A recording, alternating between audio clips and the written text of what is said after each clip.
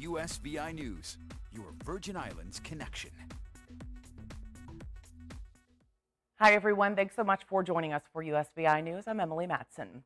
Tributes continue for VI icon and broadcasting legend Addy Otley this week. This week, the VI legislature is flying the VI flag at half-mast in Addy's honor. Additionally, his body laid in repose in the Earl B.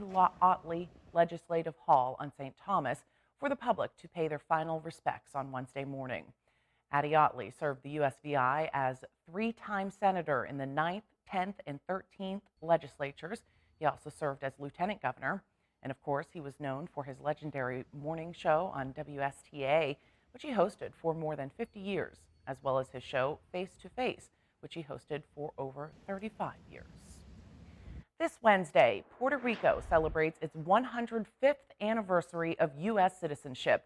Puerto Rico's Congressional Resident Commissioner and Puerto Rico's governor took this opportunity at the nation's capital to push for statehood on Wednesday. And we are celebrating today that U.S. citizenship as proud Americans, proud people born in Puerto Rico, but also requesting and asking Congress to fulfill the desire and the aspiration of equality for the people on the island.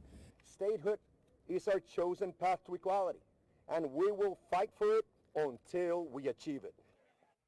Puerto Ricans voted back in 2020 to become the next U.S. state, but so far Congress has not moved forward with the idea. We asked Resident Commissioner Jennifer Gonzalez-Colon how hopeful she is that Congress will finally move forward on the question of statehood. She told us she's confident that Congress will grant Puerto Rico's wishes. If statehood is granted, Puerto Ricans will be allowed to vote in presidential elections and receive the same equal benefits to Medicaid and supplemental security income like other U.S. citizens. President Biden addressing the world Tuesday night in his first State of the Union address.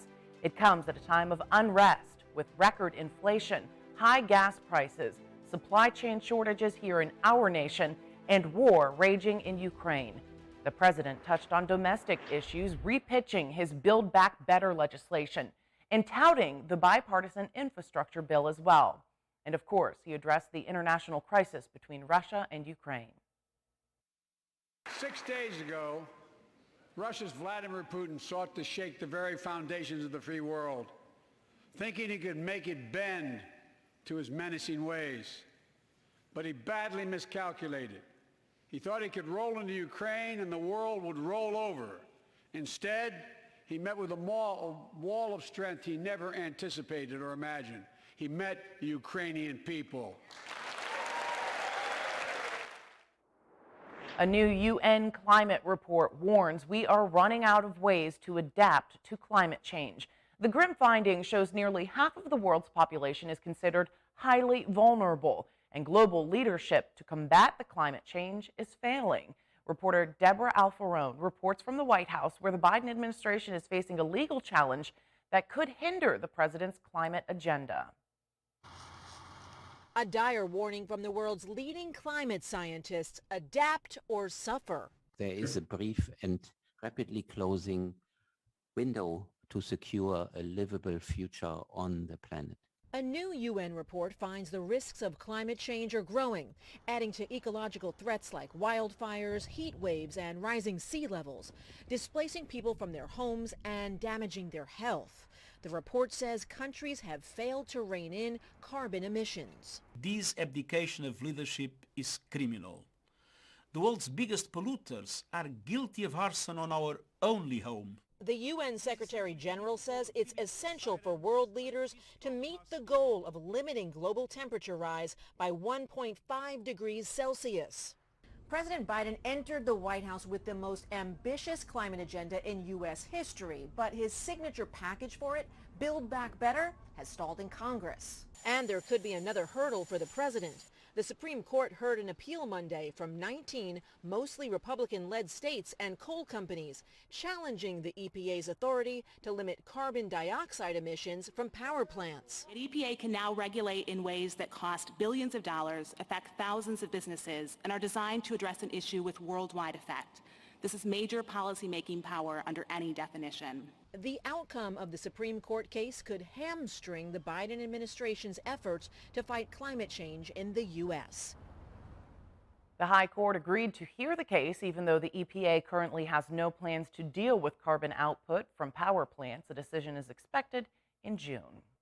So our Earth is getting hotter. Over recent years, hurricanes have started earlier in the season, are becoming stronger, and rising sea levels are destroying our livelihoods. Greenhouse gases driven by our energy needs are driving global warming up. And we'd like you to join us for the Caribbean Economic Forum Live, the conversation Building Resilience Against Climate Change. It airs live Thursday, March 3rd at 8 p.m. in the Virgin Islands and Barbados, 7 p.m. in Jamaica on One Caribbean News. As the world watches the devastation in Ukraine, it's hard to imagine what the people there are going through. But Ukrainians don't have to imagine it. Their lives are at risk every moment of every day. As Russia bombards Kharkiv and sends 300 tanks toward Kyiv, the people of Ukraine are scared, but standing defiantly, fighting for their freedom. Our USVI News' Ethan Kibbe spoke with a young woman sheltering in her home in Kyiv, learning what it's like to live through a war, knowing the worst is yet to come.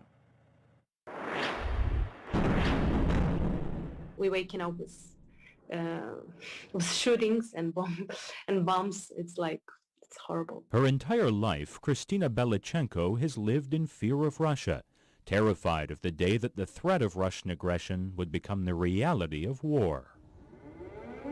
Now that day is here, and as she splits time between her home and frigid, disease-ridden bomb shelters, she's nearing her breaking point. But as bombs explode and buildings crumble, she can't help but be proud of Ukraine's success so far. We were always proud of Ukrainians, but we didn't know we brave that much.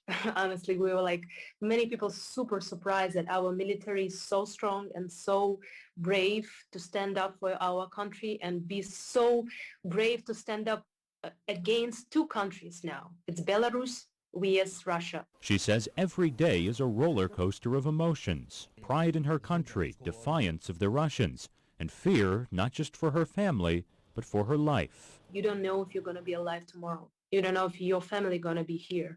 You don't know, because people texting me, are you safe? Are your family safe? Honestly, the reply is, we are not safe. No one is safe. And we don't know if we're going to be safe. As a convoy of tanks heads for her home, Belichenko knows what awaits her in the days ahead. Constant shelling, bodies in the streets, and the understanding that each day could be her last. I'm going to be proud of myself to die for the freedom than to be, to live the life like Russians living their life, like rats, like snakes, hiding. She says that's her message to Vladimir Putin. She and her people are willing to die for Ukraine, and his troops had better be prepared to do the same. If you want to get all the country, you're going to get all, you need to kill us all. So as she waits for the next assault, she wants the rest of the world to take notice. She may die in the days ahead, but if Putin succeeds in Ukraine, she'll be among millions who die for their countries. They're not going to stop. You're next. Honestly, you are next. Today is Ukraine, tomorrow is Poland, because they're angry at many countries. They hate many countries, and they hate Ukraine, they hate Poland. Whatever they hate, they're gonna bomb. So if you're not reacting and protecting, so you're next. Ethan Kibbe, USVI News. Some powerful, chilling words from that woman who is living in a war in Ukraine.